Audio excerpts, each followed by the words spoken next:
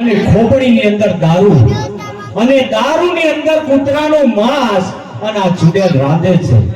બલબલાના હાડા ગગડી જાય એવો પ્રસંગ. પેલા વીરે પૂછ્યું યુવાને કે આ શું કરે છે?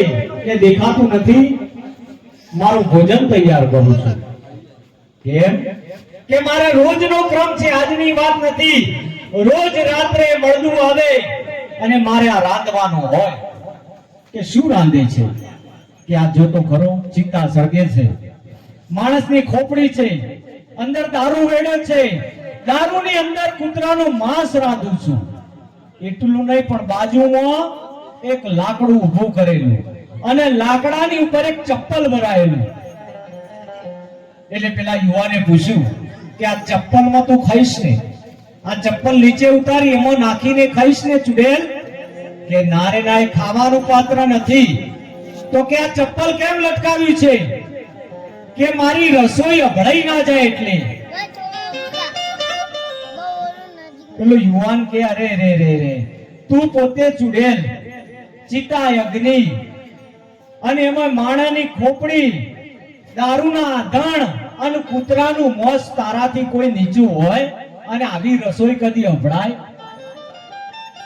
ત્યારે સરસ મજાનો એવો જવાબ દીધો ચુડેલે કે અભડાય, અમારી રસોઈ પણ અભડાય. એવી રીતે કે ગાય, ગૌ, બ્રાહ્મણ અને ગરીબની લીધી જેને હાય, એથી એવો નીકળે પુરુષ તો મારી આ રસોઈ અભડાય.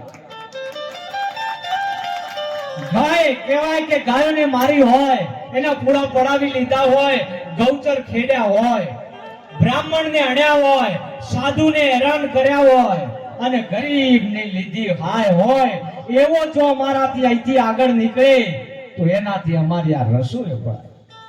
વિચાર તો કરો. તુલસીએ કીધું છે કે તુલસી गरीब की कबू न लीजिए हाय, मुआ ढोर के चरम से लोहा भस्म होई जाए. એટલે આગળ વધુ વાત ના કરતા આપણા વચ્ચે દાલિશના નિવાસી